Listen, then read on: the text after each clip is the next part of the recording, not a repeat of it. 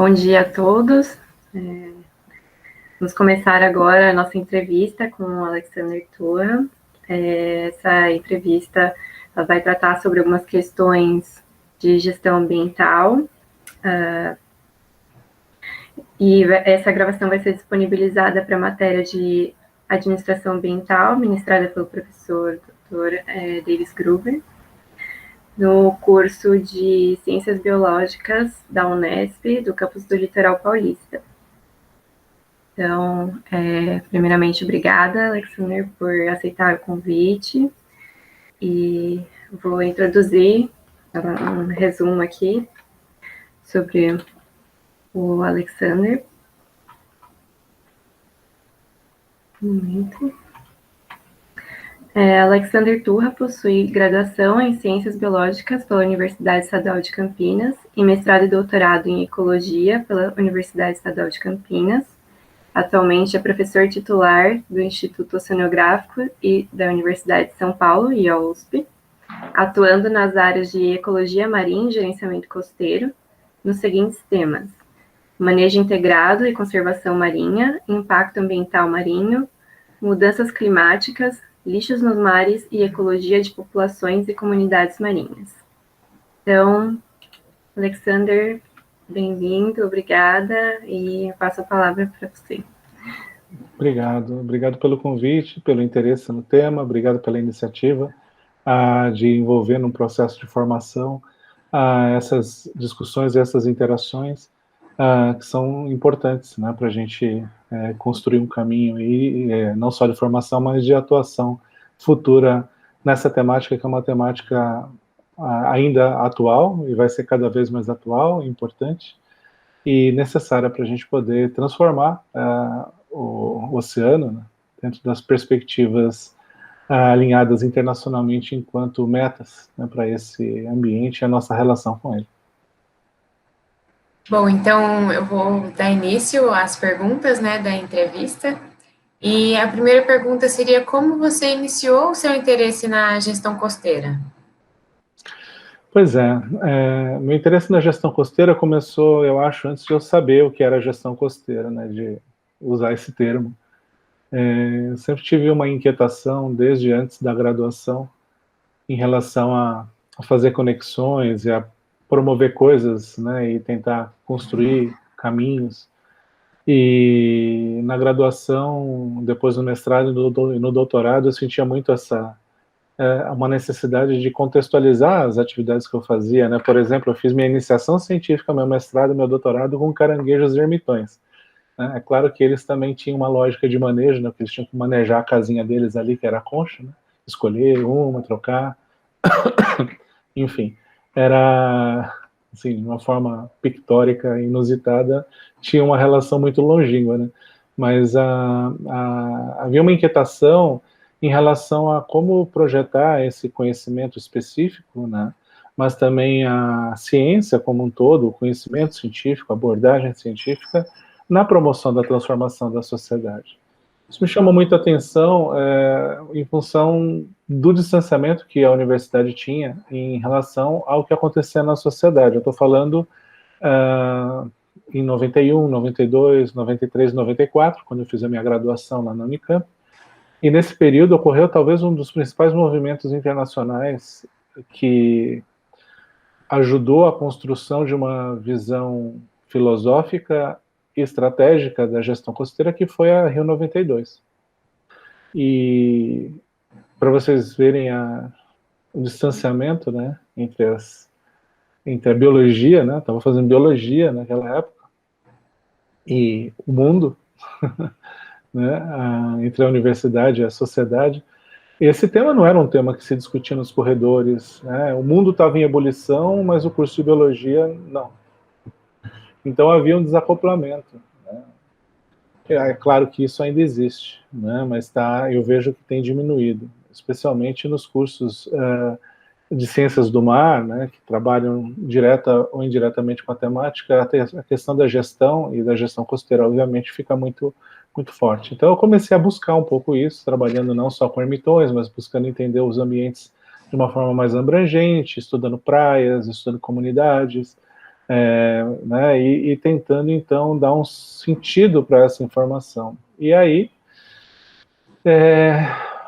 eu terminei o doutorado e fui dar aula numa universidade no interior de São Paulo, e fundei uma ONG, né, junto com muitas pessoas, chamada Instituto Costa Brasilis, e me mudei na sequência para o litoral, para Ubatuba, para começar a botar alguma coisa em prática. E eu não sabia muito bem o que era um processo heurístico de aprender fazendo e fazer aprendendo. E daí encontrei algumas pessoas muito interessantes que trabalhavam já com essa temática na prática, em especial Rosa Maria Mancini, da Secretaria de Meio Ambiente do Estado de São Paulo, que literalmente abriu muitas portas, né, a porta para entrar numa reunião, né, para entender o que estava acontecendo do Comitê de Bacias, enfim. E aí eu comecei a me envolver na prática com os processos, né, de gestão costeira, diretos ou indiretos. Então, por exemplo, gestão de bacias hidrográficas tem uma total ligação com a gestão costeira, embora na prática ainda não tenha. E daí me envolvi com o processo de construção de Agenda 21, no litoral norte de São Paulo, que eu acabei coordenando na sequência durante um período, e que me trouxe a possibilidade de entender um pouco melhor essa temática da gestão costeira, estudar um pouco mais isso e passar no concurso no Instituto Oceanográfico da USP na área de gestão costeira, né, agregando tanto a parte, o conhecimento de ecologia que eu tinha, né, dos vários níveis de organização, a esse conhecimento que eu tinha começado a maturar e a internalizar empiricamente, com base nessas oportunidades que eu acabei tendo ao buscar esse caminho de, né, ir para o litoral e de entender como as coisas estavam acontecendo. Então foi mais ou menos essa aí a trajetória, e depois que eu entrei na USP, né, na área de gestão costeira, eu comecei a me aprofundar nessa área, que não era a minha área de formação, e com isso eu comecei a ler, comecei a estudar, comecei a colaborar com pessoas, com professores, né, que já tinham esse tipo de abordagem, e comecei a orientar alunos, a produzir textos, e hoje eu tenho, né, depois de, isso foi 2006, depois de, sei lá, quase 15 anos, né, tem aí uma consolidação desse caminho, né, em termos, né, da minha linha de pesquisa. Foi mais ou menos isso, até aqui. Aí com isso você também já respondeu a nossa próxima pergunta, né, que seria essa trajetória acadêmica, né, ligada à gestão costeira. Então, com isso a gente vai agora abordar as coisas mais específicas, né? Como você entende que os ecossistemas podem ser conservados por meio da gestão costeira, considerando as dificuldades políticas que sobrepõem aos interesses ambientais? Pois é. Bom, tudo que eu vou falar, basicamente, tudo que eu penso em relação à gestão costeira, ela engloba uma série de visões, né? A visão da ciência, a visão da construção de políticas públicas e a visão da participação, né? Então, tudo isso, mais algumas coisas, podem ser resumidas dentro de uma abordagem chamada abordagem ecossistêmica. Uma abordagem fluida, uma abordagem colaborativa, uma abordagem transparente, iluminada, né, que vem fazer uma leitura do território, do sistema socioecológico, para então promover essa mudança. A ciência vai ter vários papéis nesse métier, nessa frente de atuação, desde uma postura mais reativa até uma postura mais proativa, mais protagonista. A postura mais reativa diz respeito olha, existe um problema, existe uma questão a ser abordada, vou buscar a ciência para fazer um diagnóstico, fazer uma avaliação de como está, né? Então isso acontece, né? A gente na universidade está avaliando como estão os ambientes, estamos avaliando se determinadas políticas foram eficazes ou efetivas, né? Olhando indicadores. Então a gente está sempre olhando o ambiente. E olhar o ambiente não significa necessariamente transformar o ambiente, né? E com base nisso eu escrevi recentemente um texto para a Scientific American Brasil, onde eu tenho uma coluna mensal, cujo título foi assim, né? Oceanografia. Você pode até botar ciências do mar ali, que é equivalente, né? Oceanografia. Do voyeurismo acadêmico ao protagonismo ambiental. Então, a minha crítica é um pouco essa, né? A gente tem muita capacidade de olhar o ambiente, de medir o ambiente, de saber como ele está, suas tendências e tudo mais. Mas a gente tem pouca capacidade, hoje, na ciência, nas instituições acadêmicas, de promover essa transformação.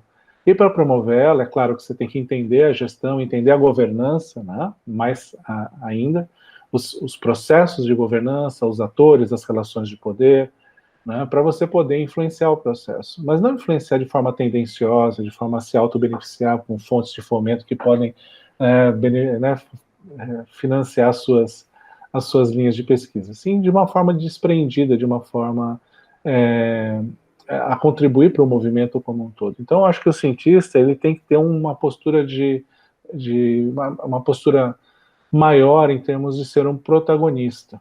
E os alunos, né? Então, aí a gente está falando da formação de recursos humanos, isso faz parte desse processo. Então, eu vejo que a gente tem que ser muito mais crítico do ponto de vista do que a gente vê na mídia, do que está acontecendo, para realmente, com base nos princípios que são universais, pactuados na Rio 92, por exemplo, que a gente consiga caminhar no sentido de melhora não só do ambiente marinho, porque ele sozinho não significa grande coisa, né, mas melhora em tudo que envolve o ambiente marinho, especialmente o sistema socioecológico. Eu acabei de escrever um capítulo de um livro chamado Povos do Mar, e o meu capítulo foi o futuro dos povos do mar. E aí eu disse, assim, em linhas gerais, que sem mar e sem povos, a gente não tem povos do mar, né? Então a gente precisa zelar pelos dois, e isso significa muita coisa, né? Significa a gente ter uma visão abrangente, inclusiva, da oceanografia, das ciências do mar, e especialmente incorporar essas diferentes visões na gestão costeira e na governança, do ponto de vista da gente entender que o que nos apresenta, né, o que é apresentado para nós, para a gente enfrentar, é um sistema complexo, é um problema complexo que não dá para você resolver de uma forma muito simples. Então é necessário que você aprenda a usar diferentes visões. Então, resumindo, é assim, a gente precisa de ciência, mas a gente precisa de ativismo. A gente precisa de um enfrentamento e, eventualmente, de alguns momentos de ruptura que não vão acontecer se a universidade estiver distante da realidade. E para você, o que falta no Brasil para a gente ter uma gestão costeira integrada mais eficiente? Bom, essa lista poderia ser muito grande, né? E na verdade ela é. Mas assim, o que eu vejo, isso é fato, né? A gente tem um conjunto de políticas públicas arrojadas em relação aos princípios que norteiam a abordagem ecossistêmica. E isso vem desde a Política Nacional do Meio Ambiente de 81, né?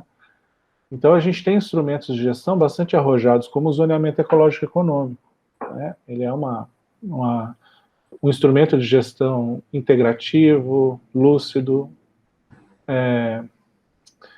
que busca, né, as vocações, busca otimizar, né, as vocações do território, seja uma vocação para conservação ou preservação, uma vocação para uso mais ou menos intensivo.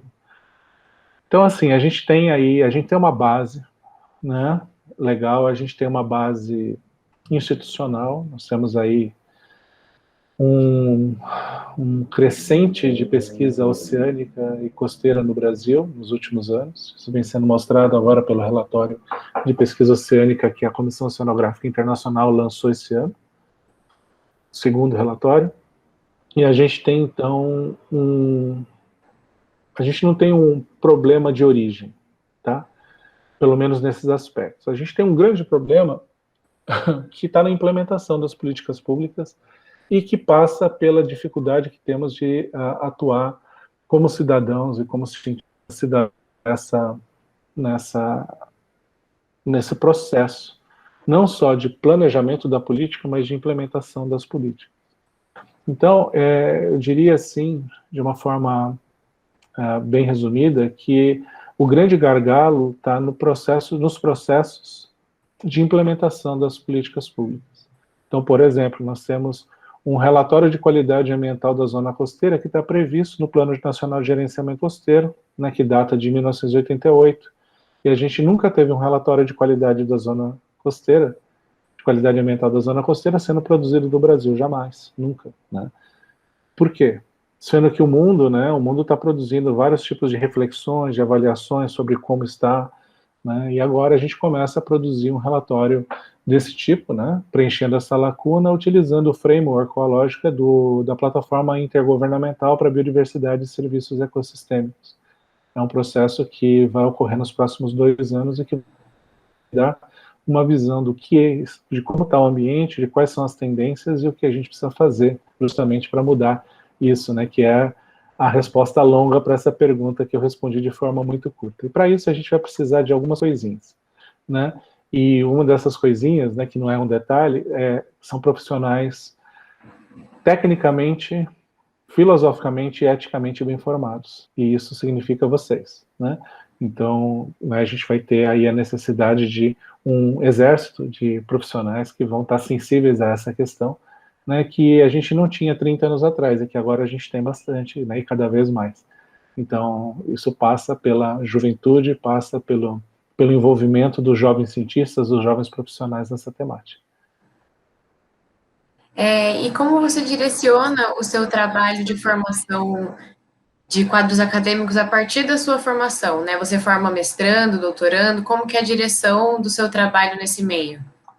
Pois é, né? Eu sou professor do Instituto Oceanográfico, que é uma universidade pública, então o que normalmente a gente faz na universidade pública eu estou fazendo aqui, né? Que é formar, né? O foco da universidade é a formação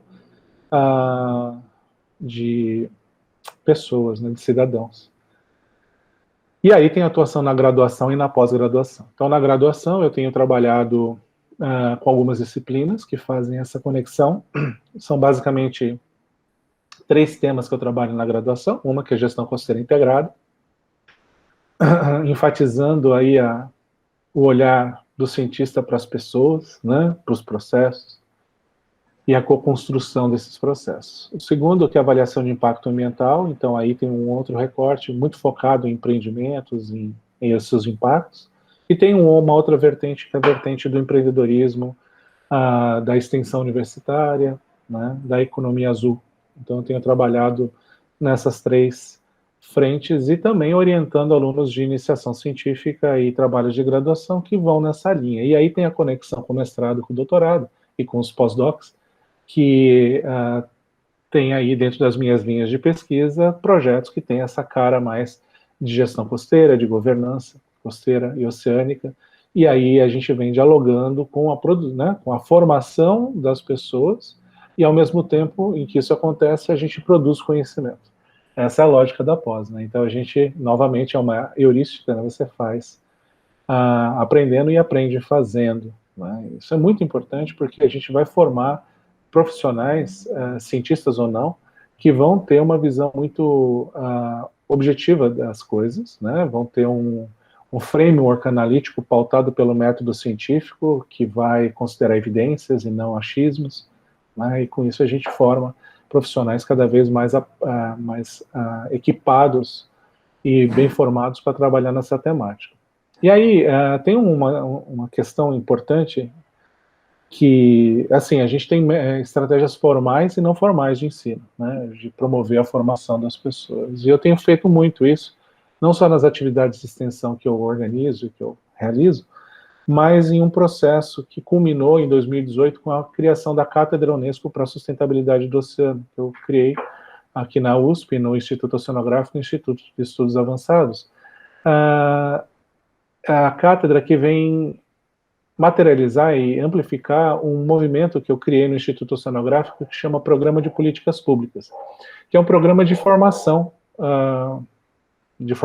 de alunos, né, um projeto de educação, de ensino, que pretende fazer com que os alunos aprendam a questão da gestão costeira e da governança costeira, se envolvendo com processos de governança e gestão costeira. Então a gente tem ali um grupo grande de alunos que acompanha conselhos, acompanha políticas públicas, participa das reuniões, que me ajuda a dar devolutiva para demandas trazidas por órgãos públicos, tipo Ministério Público, áreas marinhas protegidas, enfim. né? Então, são alunos que são colocados na realidade, né, que eles vão enfrentar quando estiverem formados. E isso tem ajudado muito a gente a conectar a universidade com esses outros atores. E na cátedra, né, a ideia é que a gente trabalhe com alunos com um perfil mais variado, né, alunos não só da oceanografia, né, mas alunos de outras áreas, porque essas outras áreas são igualmente importantes nesse entendimento, nesse diálogo e nessa busca, né, que a gente está tentando. Então, o que a cátedra vem fazer? Ela se resume em 4 Cs, né? Um C que é produção e disseminação do conhecimento, né? Então conhecimento é algo muito forte. Ela é um agente de canalização de ações, ou seja, ela não vem reinventar a roda, ela vem sim canalizar os esforços que existem. Ela, na medida em que ela canaliza, ela também catalisa, então ela acelera esses processos, essa comunicação com a sociedade, enfim. E ela vai, então, no quarto C, catapultar a temática do oceano para longe da universidade, para fora da universidade. Então, é basicamente isso, né, que eu venho trabalhando de forma transversal, ou marginal, ou tangencial, ou paralela às atividades tradicionais de ensino de graduação e pós-graduação que a gente faz tradicionalmente na universidade.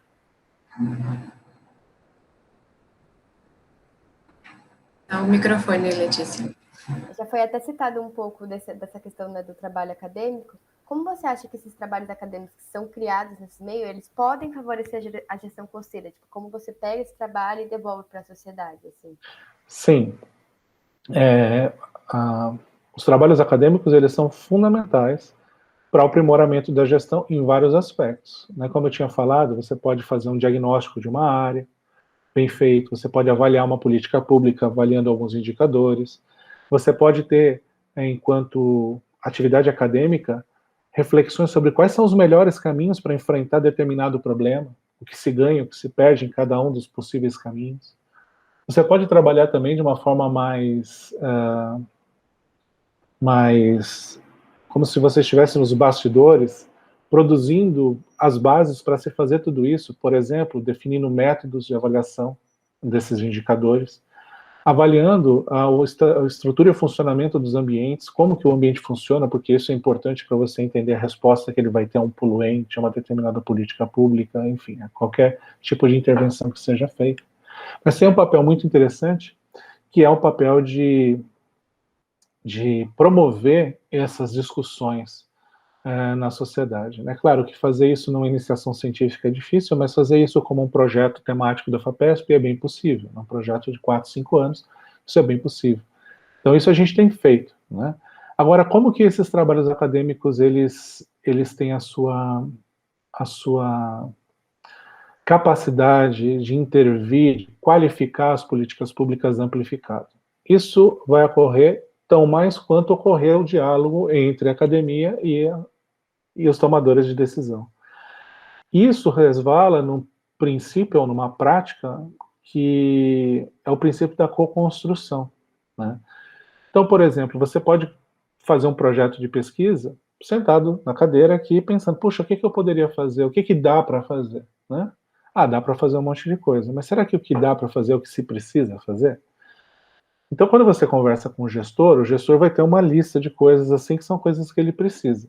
Algumas dessas coisas são coisas técnicas, e não necessariamente vai precisar de uma abordagem científica, ele vai precisar de um trabalho técnico, que é super importante né, nós temos que estar habilitados para fazer. Mas existe um meio do caminho que são aspectos científicos que podem ser produzidos considerando toda a abordagem, né, o método científico, todos os rigores, e que são importantes tanto para a sua aplicação local naquela demanda, quanto para avançar o conhecimento que se tem no mundo usando aquele caso como exemplo. Esse é um grande caminho, uma grande estratégia que a gente precisa fortalecer, porque, por exemplo, do ponto de vista do órgão de fomento à pesquisa, da FAPESP, por exemplo, a FAPESP ela valoriza a aplicação do conhecimento, né, na prática, mas ela valoriza mais ainda se isso vier associado a um avanço no conhecimento sobre aquela temática, de forma que você possa gerar produtos locais, direcionados à aplicação, e produtos acadêmicos direcionados a ampliar o conhecimento dessa temática no mundo.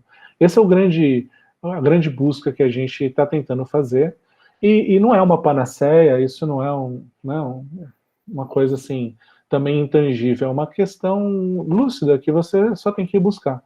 Né? Então, existe um quadrante chamado quadrante de Pasteur, que a FAPESP usa nas suas reflexões, né?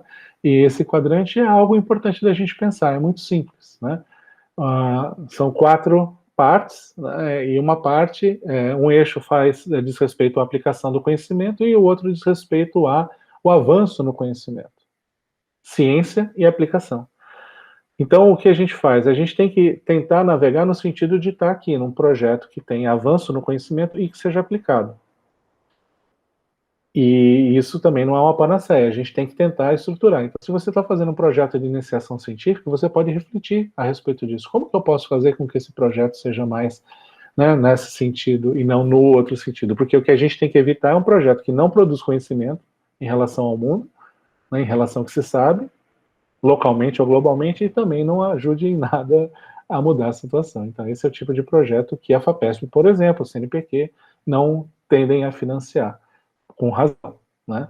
E agora, um projeto que gera conhecimento e que não tem aplicação imediata, ele é super importante também, mas ele é mais importante na medida em que ele é melhor contextualizado. Embora ele não gere uma aplicação imediata, ele tem que ser contextualizado dentro de uma conjectura lúcida, né, de inserção dessa temática. Ou seja, também não há uma panaceia. De você falar assim, tem pesquisa básica que não tem valor e a pesquisa aplicada tem valor. Não é isso.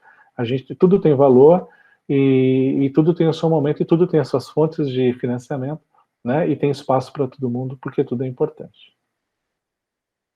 Para finalizar, a última questão que a gente vai fazer é o que você falaria, né, para alunos que estão interessados na gestão costeira integrada, tipo, como você diria para eles continuarem nessa área? Então, o primeiro conselho, assim, de forma impulsiva, a primeira coisa que vem na minha cabeça é sorriam, né? Porque o sorriso, ele resume, né? Ele sintetiza muitas coisas, né? E a gente não sorri só com a boca, a gente sorri de forma geral, a gente sorri com o olho, sorri com o corpo. E esse sorriso, na verdade, eu estou querendo dizer que a gente tem que ter um brilho, né? Tem que ter uma alegria, especialmente na interação com as pessoas, né? E especialmente em relação a onde isso leva, né? Então a gente tem que ter uma convicção, né, do caminho que a gente está tratando, qual é o nosso papel nesse caminho, que esse caminho ele não existe sem as pessoas. Então, eu acho que um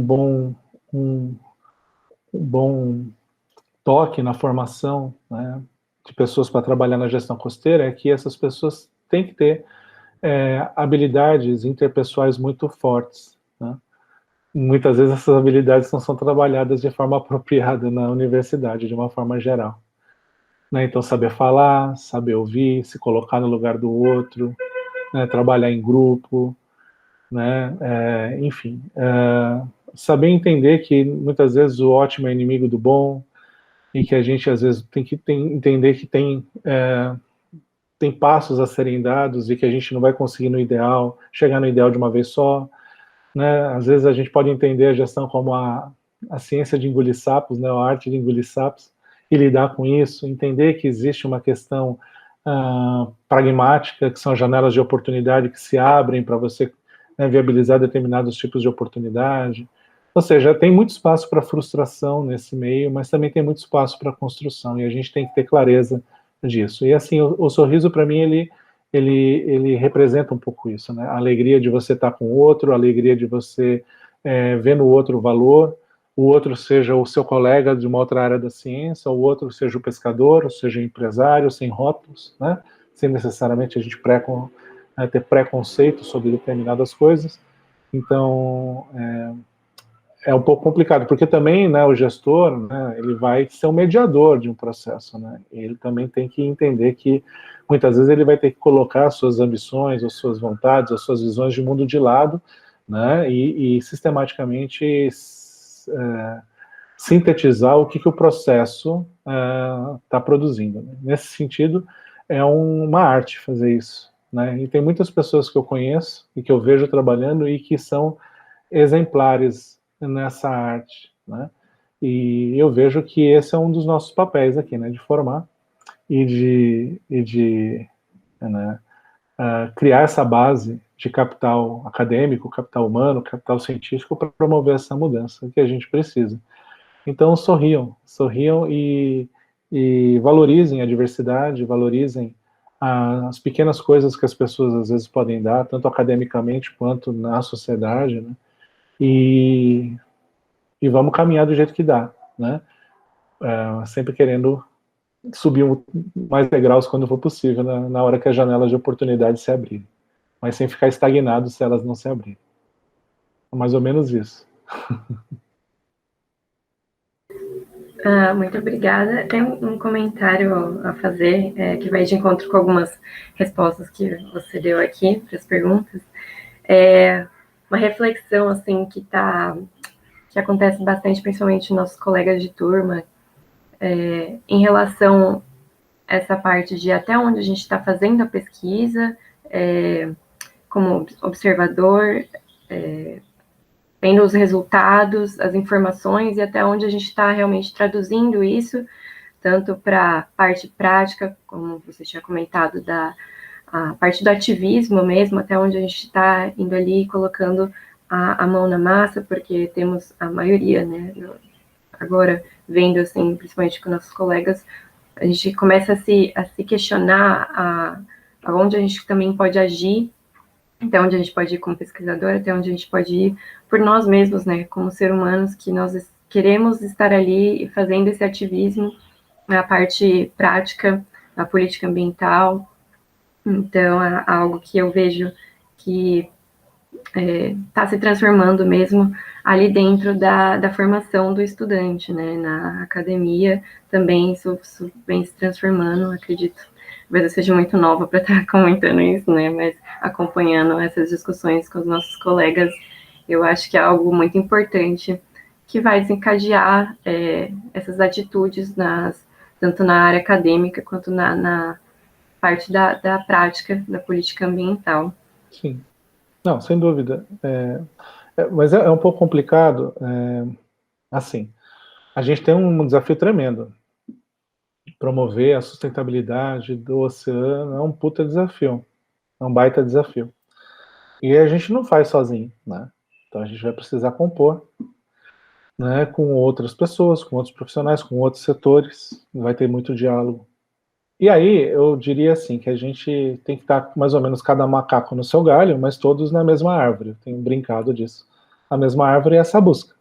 Só que nessa árvore a gente tem galhos. Tem um galho ali que vai ser o cientista que vai ter um caráter eventualmente mais fechado, que vai produzir determinadas coisas. Vai ter uma pessoa que vai conseguir dialogar com ele e traduzir isso. Vai ter o jornalista científico, vai ter o comunicador, o radialista, o blogueiro, o podcast. Você vai ter espaço para diferentes tipos de profissionais que sabem, que são especialistas nas suas frentes, mas que estão vibrando na mesma frequência. Então, o grande salto é você promover comunidades de prática, ou movimentos que agreguem diferentes atores que possam, então, promover essas mudanças com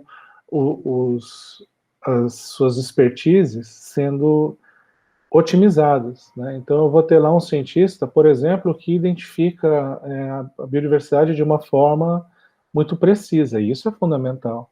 Não necessariamente esse pesquisador tem um valor menor do que outros, né? E não necessariamente ele vai ser alijado do processo. Então a gente tem que envolver essa pessoa no processo, né? Trazer a sua capacidade, o valor do seu trabalho para contextualizar isso dentro de uma linha de raciocínio de mudança, né? E assim como um jornalista, ele pode ser um jornalista que vê o ambiente como uma pauta pirotécnica para vender jornal e não necessariamente se envolve visceralmente com a temática ou realmente quer entender aquilo para produzir um jornalismo de melhor qualidade que ajude na co-construção de uma visão de mundo na sociedade, entende? Então, a gente tem profissionais e profissionais que vão ter que ser envolvidos, e esse é um movimento. E esse movimento, isso é muito importante a gente falar, ele está sendo, de certa forma, promovido pela década. A década das Nações Unidas, da ciência oceânica, para o desenvolvimento sustentável, não só do oceano, mas do planeta como um todo. E aí a gente tem a oportunidade de colocar no mesmo balaio, né, na mesma sala, na mesma arena, todas essas visões, todas essas capacidades, para que a gente consiga, de uma forma leve, alegre, robusta, cientificamente embasada, transformar essa situação, né? E chegar numa visão de mundo, né, numa visão final, que é o que a gente vê no oceano, né? O oceano, ele traz isso, né? Traz essa visão de paz, essa visão de equilíbrio, essa visão de alegria, essa visão né, de harmonia, né? Assim, é claro, se você vê uma foto de um tsunami, né, não, claro. Mas, enfim, eu acho que, visualmente falando, né, e abstraindo um pouco isso, né, eu acho que é mais ou menos por aí. A gente tem que criar processos integradores, leves, auspiciosos, produtivos, né, e que vão levar a alguma coisa que faça sentido para a grande maioria das pessoas. É claro que para uma pequena minoria, e isso não é um pleonasmo, né, é só uma ênfase, eu acho que para essa pequena minoria, nada, nenhum tipo de argumento resolve, né. Mas enfim, para muitas outras pessoas sim, e é nesse foco que a gente tem que trabalhar. Com certeza. Essa complexidade da gestão, né? Não a gestão no geral, mas a gestão costeira, a complexidade e envolvimento de todos esses atores e temáticas que faz esse trabalho ser tão grande, mas também aí estamos com bastante esperança, principalmente para essa, como você citou, a década da sustentabilidade no geral e dos oceanos. Bom, Alexander, muito obrigada por todas as suas respostas, mais uma vez, por ter aceitado o convite. Agregou bastante. Espero que você também tenha gostado de participar.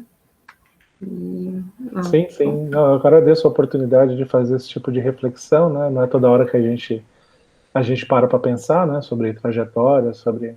Embora seja importante a gente sempre pensar, né, da onde a gente veio, para onde a gente vai. Mas é um pouco isso, né? O importante é que as nossas trajetórias individuais, elas acabem convergindo para uma trajetória coletiva e alinhada aí com uma grande expectativa, né, de todos. E é isso que eu desejo para vocês aí, para os seus colegas aí do curso, né? Acho que o curso é um curso muito importante, né, na formação de profissionais, de pesquisadores aí. Eu acho que a gente tem aí, junto com, né, essa quantidade de cursos que a gente tem no Brasil, né, ampliando essa visão da sustentabilidade, das transformações, né, eu acho que a gente tem aí um caminho interessante para seguir. Então, parabéns para vocês, desejo para vocês um sucesso tremendo na vida pessoal, na vida profissional, né, e que a gente consiga se ver e se fortalecer aí ao longo das nossas carreiras e das nossas vidas. Tá joia? Muito obrigada. Beleza. Obrigada.